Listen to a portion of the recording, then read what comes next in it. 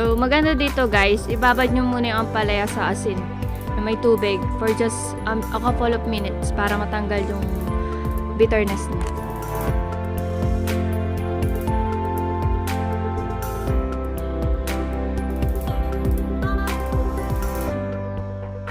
So, first thing I did guys, igisa muna yung bawang sa may mantika until mag-brown. So, pag nag-brown na, ilagay nyo na yung sibuyas. So, kailangan natin ng sibuyas. Yon. I-ano nyo rin siya until parang mag-isa siya ng konti.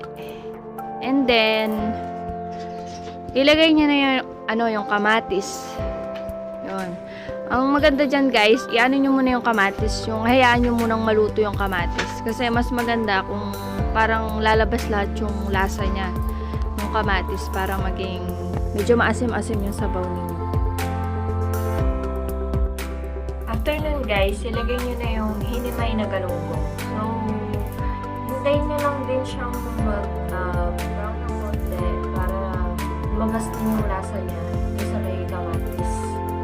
Para mas masarap siya. So guys, hindi ko nalagay para sa ingredients siya. So, kasama po pala yung hinimay na isda na galunggong. Mas masarap siya guys. Pwede rin naman na sardinas. Then, after that guys, lagyan nyo na ng tubig. So ako, nilalagay ko muna siya ng konting tubig muna. Then, hayaan ko muna siyang kumulo. Then, after yun ng kumulo ng mga ilang minutes, dadagdagan ko na lang siya ng tubig nun. Para maano na rin yung lasa ng sabaw.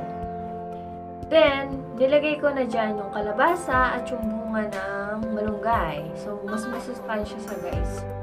So, nilagyan ko na rin yan ng asin at paminta at kaunting MSG para malinamnam pagpalasa. Then, takpan nyo na guys para hintayin nyo lang na kumulo. And then, after na kumulo, yun na, luto na ang inyong pinakbet na may bunga ng malunggay.